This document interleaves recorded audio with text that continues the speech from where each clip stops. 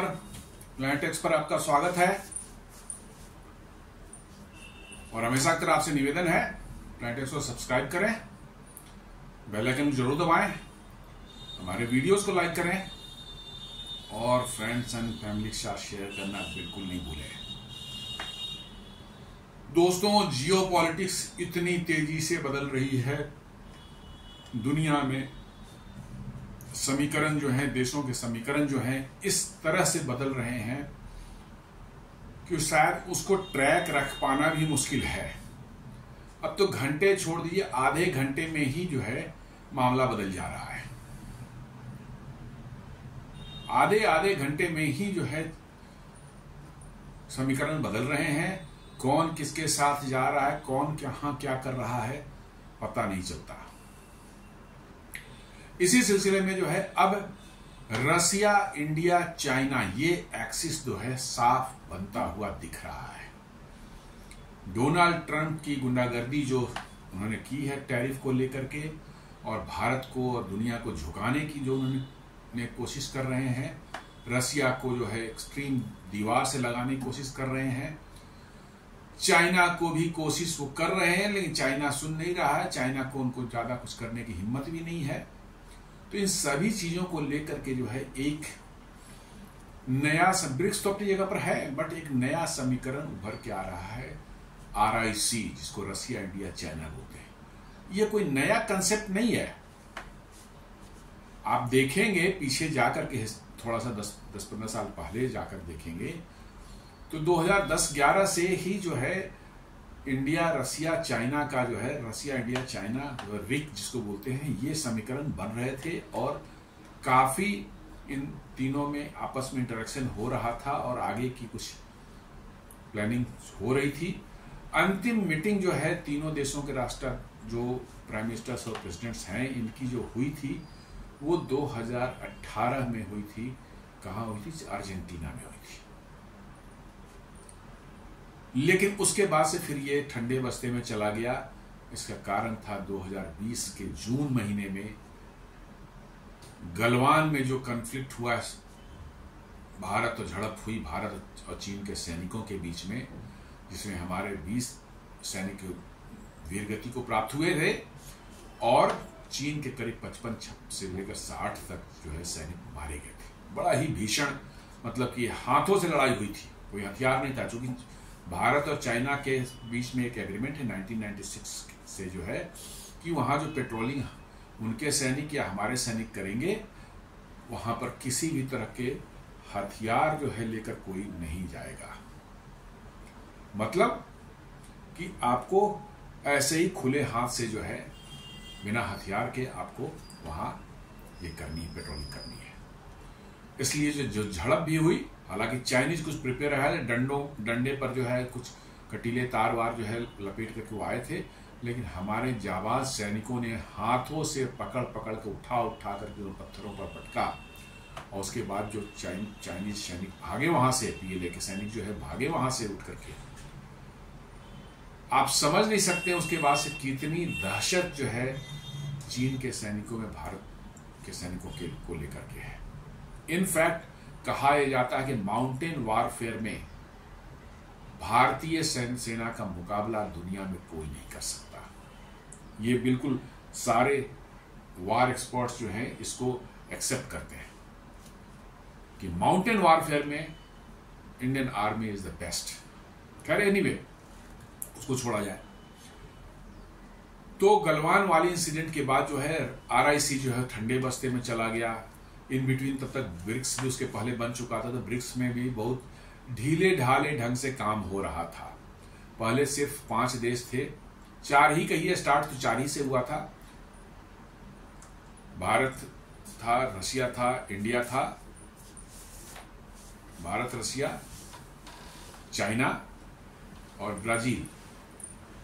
Brick, Brazil, Russia, India और China. उसमें south Africa उसमें नहीं था, बट बहुत जल्दी हमें लगता कि 1-2 सालों के अंदर में ही साउथ अफ्रीका भी एज ए 5वां मेंबर उसमें जुड़ गया। इसलिए इन 5 को कहा जाता है कि ये फाउंडिंग मेंबर्स हैं ब्रिक्स के। और बड़े ढीले ढाले ढंग से चल रहा था ये काम। अभी तक ब्रिक्स हमें लगता है 10-12 साल 13-14 साल हो गए बने हुए, लेकिन अभी भी ब्रिक्स का कोई सेक्रेटेरिएट कहीं नहीं है। ऐसे ही कहीं पर होता था किसी देश में, वो लोग साल में एक बार मिल लेते थे, फिर जो है कि अगला जो है किसी अगले जगह जाकर के जो है कंट्री में जाकर मुलाकात हो जाती है। इसी तरह चल रहा था। अभी 2 साल पहले जो है 2023 में जो है पहली बार जो है ब्रिक्स का एक्सपेंशन हुआ है, और उसमें 5 और नए देश, जिसमें ईरान है, यूएई है, इजिप्ट है, सऊदी अरब है, एक और कोई परहैप्स इंडोनेशिया है, कौन है, थोड़ा मैं इस पर रिकॉल नहीं कर पा रहा हूं। तो 10 देश हो गए हैं, और बड़ी लंबी संख्या में देशों की जो है कतार लगी हुई है ब्रिक्स ज्वाइन करने के लिए, क्योंकि ब्रिक्स अब धीरे धीरे जो है ग्लोबल साउथ का जो है आवाज बनता जा रहा है। तो चलिए ब्रिक्स को हम अलग करते हैं। हम लोग आरआईसी पर बात कर रहे थे। अभी जो आरआईसी करीब करीब जो ठंडे बस्ते में जा चुका था गलवान इंसिडेंट के बाद में, ये डोनाल्ड ट्रंप ने उसको फिर से जीवित कर दिया है, पूरी तरह से जीवित कर दिया है, थोड़े मोड़े ढंग से नहीं किया है। इतनी तेजी से इसमें आ गई है कि तीनों देश मिल रहे हैं। अभी हमारे अजीत डोभाल जी जो है नेशनल सिक्योरिटी एडवाइजर, जो वो पुतिन से मिलकर के आए अभी हफ्ते दिन पहले, और हमारे जयशंकर जी जा रहे हैं या शायद आज जा चुके हैं, वो भी पुतिन से मुलाकात करेंगे। चाइना के विदेश मंत्री ऑलरेडी 2 दिन से या 3 दिन से, मतलब कि जयशंकर जी से उनकी मुलाकात हो गई, डोभाल जी से मुलाकात हो गई, और आज उनकी भी मुलाकात प्रधानमंत्री मोदी से होने वाली थी, शायद हो चुकी है, मॉर्निंग में हो चुकी है। तो इतनी तेजी से बदल रहे हैं समीकरण, और इसका एकमात्र का जो कारण है वो है डोनाल्ड ट्रंप की जो है इस तरह की दुनिया को नीचा दिखाने की, दुनिया को जो है टैरिफ लगाकर उनको धमकाने की, उसी का नतीजा है। अभी अभी खबर आई है 2 घंटे पहले जो है, Putin to visit India, meet PM Modi by end of the year, Russian embassy से खबर निकल करके आई है।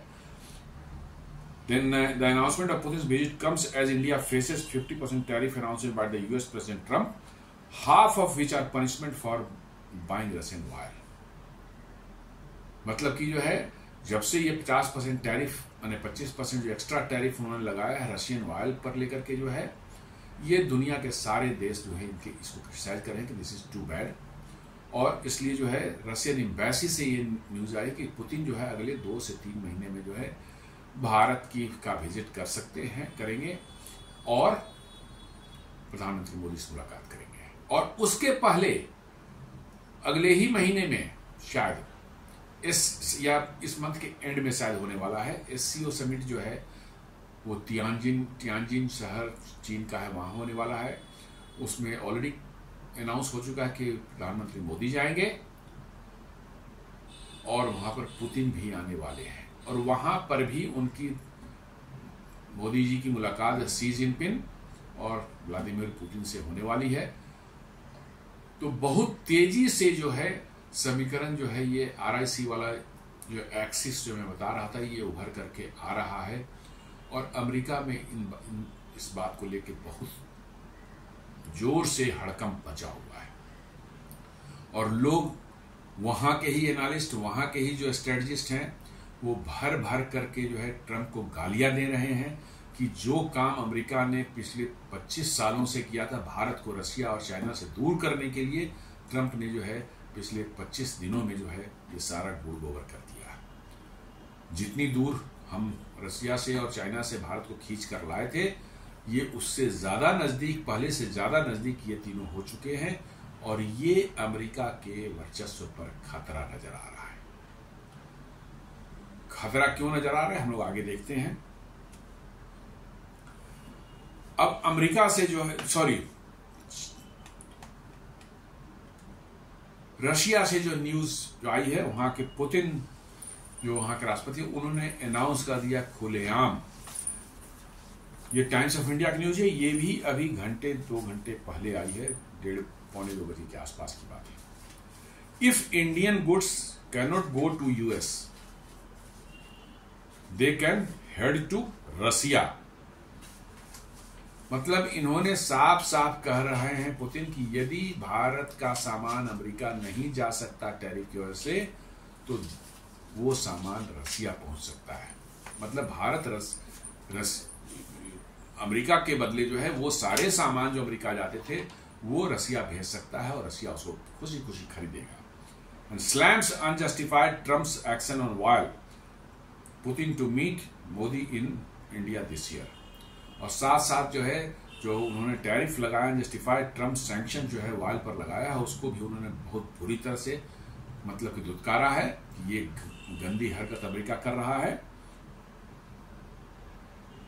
और इसको वर्ल्ड देख रही है, दुनिया देख रही है। Prime minister Modi and Russian president Putin are scheduled to meet in New Delhi to bolster trade ties, focusing on improved payment system and the removal of block barriers, trade barriers. Russia aims to strengthen its economic partnership with India amid global challenges. कहा जा रहा है कि दोनों मिलेंगे, trade पर बात होगी, ट्रेड बढ़ाने पर बात होगी और जो है पेमेंट सिस्टम दोनों के बीच में है उसको और कैसे स्मूथ बनाया जाए। विदाउट डॉलर जो अभी हो रहा है, रूपी रूबल में ट्रेड हो रहा है, उसको कैसे और स्ट्रेंथन किया जाए, स्मूथ किया जाए, इस पर ही बात होगी। और स्ट्रेटेजिक जो है आर्म्स पर इस चीज में बात होगी। तो ये एक बहुत ही मतलब कह सकते हैं कि इतनी तेजी से समीकरण बदल रहे हैं जितना अमेरिका ने शायद सोचा भी नहीं होगा। ये बहुत बड़ा मिस कैलकुलेशन अमेरिका की तरफ से हो चुका है और ये वहां के जो एक्सपर्ट्स हैं, एनालिस्ट हैं और डिप्लोमेसी के एक्सपर्ट्स हैं, फॉरेन पॉलिसी के एक्सपर्ट्स हैं, वो ट्रंप को भर भर कर गालियां निकाल रहे हैं कि साहब 25 दिन में इतना डैमेज किया है जितना कि हम लोगों ने 25 साल में मेहनत किया है, उसको सबको बूढ़ गोबर इसने कर दिया और सारा का सारा काम हम पर मिट्टी डाल दिया इसने, ट्रंप ने।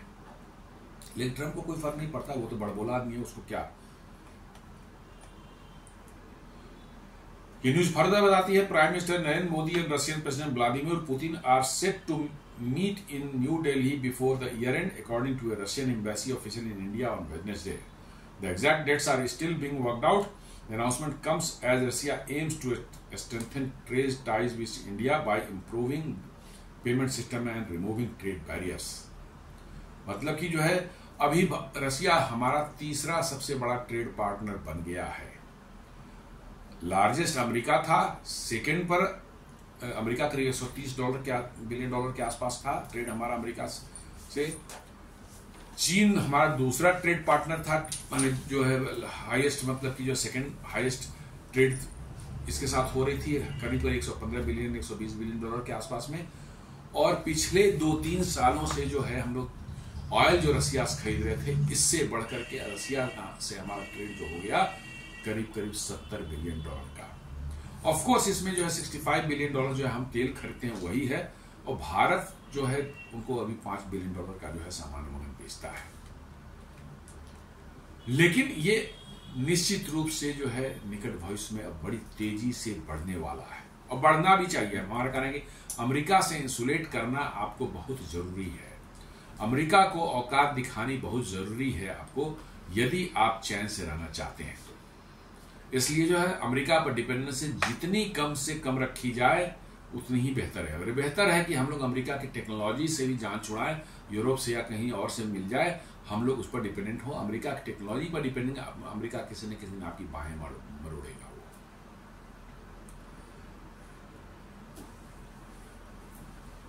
इन बिटवीन जो है अभी जो है आपको वांग यी जो है चीन के जो विदेश मंत्री है वो भारत आए हुए हैं, अभी भी भारत में ही हैं। 18 तारीख को आए थे।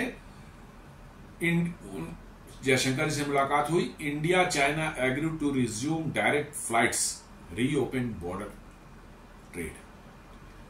गलवान के बाद जो है भारत और चीन के बीच में जो है डायरेक्ट फ्लाइट्स बंद हो चुकी थी। यदि किसी को जाना भी था अमेरिका चाइना या चाइना से भारत आना था तो उनको सो हांगकांग या वहां से थाईलैंड में जाना पड़ता था और फिर वहां से फ्लाइट बदल करके जो है इंडिया आना पड़ता था। लेकिन अब जो मुलाकात हुई है दोनों देशों ने कहा कि अब डायरेक्ट फ्लाइट हम लोग एक दूसरे देशों में जो सीधे भारत से चाइना और चाइना से भारत जो है शुरू करेंगे। और साथ साथ जो है बॉर्डर ट्रेड को भी ओपन करने की बात हुई है कि बॉर्डर ट्रेड भी हम खोलेंगे। 3 जगह से हमारा उनका बॉर्डर ट्रेड होता था, उन तीनों जगहों को खोला जा रहा है। एक नाथुला सिक्किम में है, एक इधर उत्तराखंड में है, लिपुलेख जो बोलते हैं, नाथुला जो है वहाँ है, लिपुलेख है त्रिपुरा में, और एक है हिमाचल प्रदेश में कहीं पर, उसका नाम मैं बताता हूँ। India and China agree to reopen border trade at 3 points, resume direct flights, expand the Mount Kailash pilgrimage and set up new mechanism to manage border issues। मतलब कि जो है डायरेक्ट फ्लाइट्स खोलेंगे, बॉर्डर ट्रेड भी खोलेंगे, और कैलाश मानसरोवर यात्रा जो होती है उसको भी बढ़ाने पर बात हुई है। ये कैलाश मानसरोवर यात्रा जो हम लोग सनातनी जितने हैं उनके लिए बहुत ही महत्वपूर्ण है। वन ऑफ द, मैं कहता हूं कि मोस्ट सैक्रेड जो है पिलग्रिमेज है, ये पवित्र पिलग्रिमेज माना जाता है इसको। लोगों का कहना है कि कैलाश के दर्शन जिसने जाके कर लिए उसको तो मोक्ष ही मिल जाती है, ऐसा कहा माना जाता है। तो इस पर ये पिछले कई सालों से बंद था, उसको इस साल खोला गया है, और अब उसको कहा जा रहा है और ज्यादा लोगों को वीजा दिया जाएगा माउंट कैलाश और मानसरोवर विजिट के लिए जो है पिलग्रिमेज के लिए, तो उस पर भी बातचीत शुरू हो गई है। और साथ साथ जो हमारे बॉर्डर डिस्प्यूट हैं उस पर भी बात चल रही है कैसे इसको सेटल किया जाए। हालांकि बहुत कॉम्प्लेक्स है, इतना आसान नहीं है। 3500 किलोमीटर की बॉर्डर है और बहुत बड़ा माने चाइना और इंडिया के बीच में इस मैटर पर जो है ट्रेड डेफिसिट माने है, आपको ट्रस्ट डेफिसिट है, तो ये इतनी आसानी से नहीं हुआ। लेकिन एटलीस्ट दोनों ने एग्री किया है कि हाँ बॉर्डर डिस्प्यूट जो है सेटल करने पर हमें बात करनी चाहिए। तो ये भी एक बहुत बड़ा है कि आपको चीन के विदेश मंत्री पिछले 5 सालों के बाद, गलवान के बाद पहली बार कोई चीन का विदेश मंत्री भारत आया है, और यहां पर जयशंकर जी से मुलाकात की है उन्होंने, और आज उन्होंने मुलाकात की है प्रधानमंत्री मोदी से भी। और इस तरह से आप देख रहे हैं कि कैसे रसिया इंडिया चाइना एक्सिस जो है, जो खत्म हो चुका था, उसको ट्रंप ने कैसे रिवाइव कर दिया, एक झटके में रिवाइव कर दिया। India China agree to reopen border trade भी बोल रहा है ये। Jaishankar also conveyed to warn India's concern over the mega dam construction being undertaken by China in the lower reaches of the Yarlung Tsangpo Brahmaputra नदी जो है जब तक तिब्बत में बहती है उसका नाम होता है यारलंग सांगपो। जब वो वहां से अरुणाचल में घुसती है तो उसका नाम सियांग हो जाता है, और जब वो आसाम में घुसती है तो उसका हो जाता है ब्रह्मपुत्र। तो जहां यारलंग सांगपो जो है, जहां ब्रह्मपुत्र में घुसती है, वो इंटर करती है वो रिवर, वहीं पर चाइना एक बहुत बड़ा डैम बना रहा है। एक्चुअली वहां एक बहुत बड़ा ग्रेट बेंड बोलते हैं उसको, एक नामचा बरुआ वहां पर माउंटेन है, बहुत ऊंचा माउंटेन, करीब 7,500 मीटर ऊंचा माउंटेन है वहां बॉर्डर पर ही। बिल्कुल नदी जो है बिल्कुल उस माउंटेन को ऐसे ऊपर यू टर्न लेकर फिर नीचे आती है और तब घुसती है अरुणाचल प्रदेश में। उसी यू टर्न पर किसी जगह जो है चीन जो है बहुत बड़ा हाइड्रो इलेक्ट्रिक प्रोजेक्ट बनाने का उसका प्लान है। कहा जा रहा है कि 60,000 मेगावाट प्रोजेक्ट उससे होगा। एक्सपर्ट्स कहते थे, शुरू में कहा जाता था कि भाई भारत के लिए बहुत खतरा है, वहां से बांध खोल देगा तो साल पूरा डूब जाएगा, लेकिन ऐसी बात नहीं है। अब सारे के सारे हाइड्रोलॉजिकल एक्सपर्ट्स जो हैं उनका ये कहना है कि ब्रह्मपुत्र में जो नदी में पानी आता है उसका हार्डली 15% यारलंग सांगपो से आता है। मेजोरिटी ऑफ द इसके पानी जो है वो लोहित से आते हैं, दिबांग रिवर से आते हैं, और भी जो नदियां हैं जो मिलती है आसाम में, जैसे ही घुसती है वहां पर मिलती हैं, इन सबों से आता है। इसलिए जो है 15% पानी जो है ब्रह्मपुत्र में, इतनी बड़ी नदी है, 15% पानी वहां पर जमा करके वो छोड़ेगा, ऐसा तो कोई, और उससे कोई बहुत बड़ी यहाँ ऐसा कुछ भी नहीं है। हाइड्रोलॉजिकल एक्सपर्ट बताते हैं कि नॉट है, लेकिन फिर भी भारत जो है अरुणाचल प्रदेश में बहुत बड़ा डैम बना रहा है, खुद भी बना रहा है कि वहां से जो पानी आएगा उसको स्टोर किया जाएगा वहां पर, और रिजर्वायर ह्यूज साइज का 10,000 मेगावाट का जो है वहां एक पावर प्लांट भी होगा, हाइड्रो इलेक्ट्रिक पावर प्लांट होगा। तो ये भारत का माने एक सबसे बड़ा हाइड्रो इलेक्ट्रिक पावर प्लांट होने वाला है सियांग नदी पर जो है। ये जैसे घुसेगा वहां से जो पानी नीचे आएगा उसी पानी को जो है स्टोर किया जाएगा, रोका जाएगा कि ताकि कभी ज्यादा पानी छोड़ भी दे तो वहां पर रोक करके फिर धीरे धीरे रेगुलेट करके वहां छोड़ा जाएगा। अब लोग कहते हैं नहीं बहुत पानी है, क्योंकि 60,000 मेगावाट वो बिजली बनाने का मतलब बहुत पानी है। उन बेवकूफों से मैं कहना चाहता हूं कि ऐसा नहीं होता। सिर्फ पानी की क्वांटिटी से जो है बिजली ज्यादा बनेगी ये नहीं डिसाइड होता। पानी की क्वांटिटी भी साथ साथ उसका जो दूसरा फैक्टर है सबसे इंपॉर्टेंट है, कितनी हाइट पर वो ऊपर से नीचे आता है। यदि आपने पावर प्लांट नीचे बनाया है और पानी ऊपर में है तो कितनी दोनों के बीच में डिस्टेंस है, हाइट कितनी है, इस पर डिपेंड करता है। और आपको मालूम होना चाहिए नामचा बरुआ पहाड़ से सीधे करीब 3,000 मीटर नीचे आती है नदी। 3,000 मीटर 3 किलोमीटर। तो आप समझ सकते हैं कि कितनी ज्यादा बिजली बनाएगा चाइना उससे।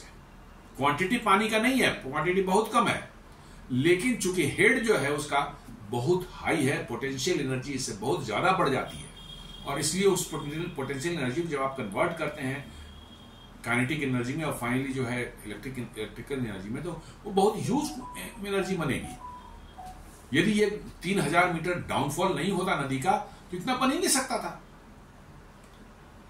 तो वो उस पर जो है उस पर भी हमारे जयशंकर जी ने उस पर कंसर्न जताया है कि भाई विजारवंश सांगपुर पर आप बना रहे हैं तो आप देखिए, इसको भी देखिए।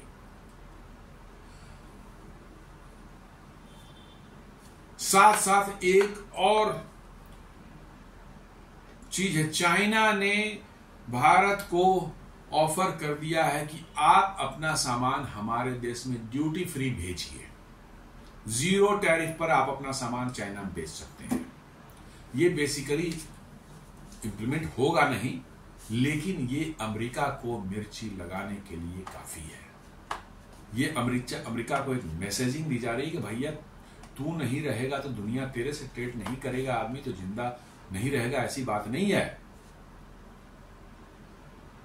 हम लोग आपस में ट्रेड करके भी जिंदा रह सकते हैं, इसलिए नहीं एक्सेप्ट होगा ये इंडिया एक्सेप्ट करेगा। फिर चाइना को भी आपको 0 ड्यूटी टैरिफ देनी पड़ेगी, 0 टैरिफ देनी पड़ेगी। और फिर उसके बाद चाइना आपका पूरे मार्केट में अपना प्रोडक्ट फ्लड कर देगा और आपकी इकोनॉमी को, आपकी इंडस्ट्री को तबाह कर सकता है। इसलिए भारत ये कभी नहीं मानने वाला है। ऐसे ही हमारा चाइना से ट्रेड डेफिसिट बहुत ज्यादा है, भारत इसको कभी नहीं मानने वाला है ये। लेकिन अमेरिका को चढ़ाने के लिए, अमेरिका को जो है इरिटेट करने के लिए काफी है। चाइना ने कहा कि China 0 tariff offer despite its market appeal in the middle of US tariff pressures and fears of cheap imports, India stays cautious as Asia's largest trade bloc। जो इसने ऑफर किया है ये तो है, सुनने में बड़ा अच्छा लग रहा है, लेकिन भारत उस पर अमल नहीं करने वाला है, क्योंकि ये आपके लिए समस्या होगी। जो चीज आपको दिया जा रहा है वही चीज आपको भी देनी पड़ेगी, और फिर आप समझ लें कि आपकी मार्केट क्या है। तो ये सिर्फ मुझे लगता है चीन को भी मालूम है और भारत को भी मालूम है कि ये नहीं होगा। ये अमेरिका को बेसिकली इरिटेट करने के लिए ये किया जा रहा है, और उसकी मैसेजिंग है कि भैया देखो तुम्हारे बगैर हम जिंदा नहीं रहेंगे, ऐसा नहीं है। हम ग्लोबल साउथ में आपस में भी जो है ट्रेड करके जो है बड़े आराम से फ्लोरिश कर सकते हैं, आगे बढ़ सकते हैं।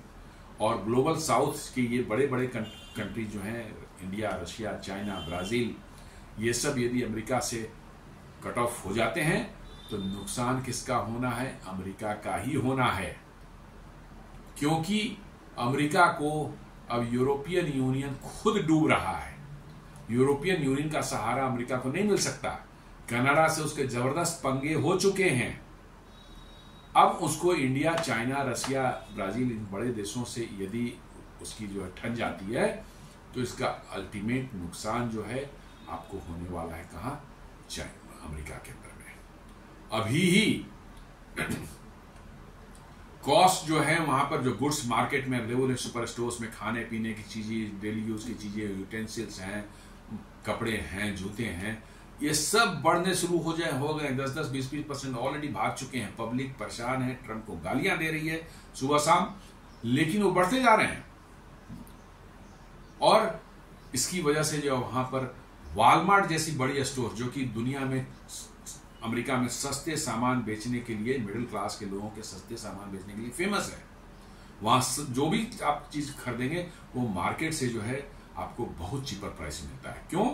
वो दुनिया भर में जितने भी मैन्युफैक्चरर्स हैं, प्रोड्यूसर्स हैं, उनसे डायरेक्ट परचेज करके अमेरिका ले जाते हैं सामान, बीच में कोई बिचौलिया नहीं है, और वो उनके स्टोर में बिकता है। नेचुरली उसकी प्राइस कम होती है, और इससे वहां के lower income group, middle income group वाले जो हैं उनको बहुत बड़ा फायदा होता है। उनकी डिपेंडेंसी वॉलमार्ट पर है। और जो मैं न्यूज परसों देख रहा था कि अमेरिका में करीब करीब 18 या 19 छोटे छोटे टाउनशिप में जो है वॉलमार्ट के स्टोर जो है शटडाउन हो गए हैं, बंद हो गए हैं। क्यों? क्योंकि अब वो उतना सस्ता नहीं रह गया, बाहर से मंगाना उसके लिए सस्ता नहीं रह गया, सब पर टैरिफ लग चुकी है, तो अब सस्ता बिकेगा नहीं, तो नेचुरली कि उनकी जो है सेल जो है डाउन होने लगी। और वॉलमार्ट इतना थिन मार्जिन पर काम करता है, इतना थिन मार्जिन पर काम करता है कि उसमें थोड़ा सा ही माइनर चेंज आए तो लॉस में चला जाता है। तो उसने वैसी जगहों पर जहां पर जो फुटफॉल कम होता है, उन सब टाउन्स वगैरह में जो है उसने बंद करने शुरू किए हैं, और 18 से 19 जो है स्टोर्स वॉलमार्ट के बंद हो चुके हैं, और सभी स्टोर्स में 200-300 लोग एम्प्लॉयड थे। वॉलमार्ट अमेरिका का one of the biggest employer है, आपको मैं बता दूं। इतने नंबर ऑफ स्टोर्स उसके अमेरिका में हैं, और इतने ज्यादा लोग एम्प्लॉयड हैं कि वॉलमार्ट यदि ऐसा डिसीजन लेने लगा कि हम अपने स्टोर्स को जहां भी हमको नुकसान हो रहा है बंद करना है, तो फिर अमेरिका में जो है जॉब जो लोगों को मिलती है, नीचे क्लास लोअर लेवल के जॉब्स जो है, वो सारे के सारे जॉब्स पर बहुत बड़ी तादाद में जो है उसमें छटनी होगी, लोग जॉबलेस होंगे। और ये ट्रंप जो है ये सारा कुछ कर रहे थे कि वहां मैन्युफैक्चरिंग बढ़ेगी, लोगों को नौकरियां मिलेंगी, मालूम है कि उल्टा ही पड़ रहा है उनके ऊपर में। नौकरियां मिलेंगी क्या? नौकरियां जाने वाली है, और ये दिखने लगा है ना। अभी 10 दिन पहले जो है, जो पिछले महीने का जॉब डेटा ट्रंप के पास लेके वहां का कोई लेबर डिपार्टमेंट का कोई सीनियर ऑफिसर था, वो गया, 1 लाख वैसी नौकरियां जो कि एश्योर्ड थी, क्योंकि वो वैकेंसी, वो पोस्ट हैं, वहां पर लोग काम करते थे, मर गए कोई, या किसी ने रिजाइन कर दिया, या कोई और वजह से जो है देश छोड़ के चले गए, कहीं और चले गए, तो वो वैकेंसियां जो कि नई नहीं थी, उनको सिर्फ रिक्रूट करना था नए लोगों से, 1 लाख थी, वो भी नहीं भरा, 70,000 ही लिया कंपनियों ने जो है। और ट्रंप इसको देख, जो कि एश्योर्ड था कि 1 लाख लोग लेंगे वो जुलाई महीने में, सिर्फ 70,000 लोगों को जो अपॉइंटमेंट मिली। ट्रंप इतना फ्यूरियस हो गया देखकर के उसने खड़े खड़े बेचारे को बैठने में नहीं बोला, वहीं पर उसको उसकी नौकरी से फारिग कर दिया उसको। वो सरकारी एम्प्लॉय था, बट ही वाज सैक्ड। इतना ये तो ये दिखने लगा है अमेरिका में कि उनके यहां बड़ी जबरदस्त जॉब की क्राइसिस जो है नियर फ्यूचर में आने वाली है।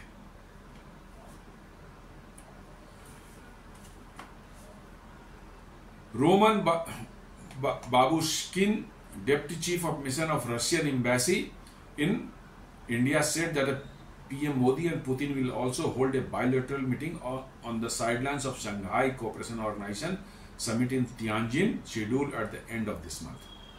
जो डिप्टी मिशन चीफ हैं उनके रशियन एम्बेसी के, उन्होंने कहा है कि पुतिन और मोदी जी की मुलाकात जो है एससीओ समिट में जो है बायलैटरल एक वहां पर इनके साथ मीटिंग हो सकती है तियानजिन में, चाइना में जो है तियानजिन एक जगह, वहीं एससीओ मीटिंग हो रही है, उसी में जो है दोनों के बीच में बायलैटरल मीटिंग वहां पर होगी। Russian president Vladimir Putin is scheduled to visit New Delhi later this year, solidifying ongoing dialogue and cooperation between the two countries. However, precise dates are still being worked out. ये बता चुके हैं पहले कि इस साल के अंत तक जो है किसी समय जो है पुतिन का विजिट होने वाला है, डेट अभी फाइनल किया जा रहा है, डेट फाइनल होगा तो निश्चित रूप से बताया जाएगा। वही न्यूज जो है इकोनॉमिक टाइम्स भी छाप रहा है कि Modi to host Putin in Delhi by year end, says Russian embassy official. ये सब घंटे 2-3 घंटे का ही न्यूज है, मैंने खटाखट जो है आ रहे हैं सब जगह से, सब इतनी तेजी से समीकरण बदल रहे हैं दुनिया के कि आप उसको ट्रैक नहीं कर पा रहे हैं, उसको उस पर जो है नजर पूरी तरह से नहीं रख पा रहे हैं। आप जब तक किसी न्यूज को पढ़ रहे हैं, समझ रहे हैं, तब तो मालूम है कि 2-4 और भी इस तरह के समीकरण बदलने की न्यूज जो है मीडिया में चलने शुरू हो जा रहा है। It is very difficult, very मैंने फास्ट चेंज, इतना फास्ट चेंज मैंने अपनी जिंदगी में कभी नहीं देखा कि जियो पॉलिटिक्स जो है इतनी तेजी से बदल रही हो और दुनिया के देशों के समीकरण इस तेजी से चेंज हो रहे हो, कभी नहीं देखा हमने।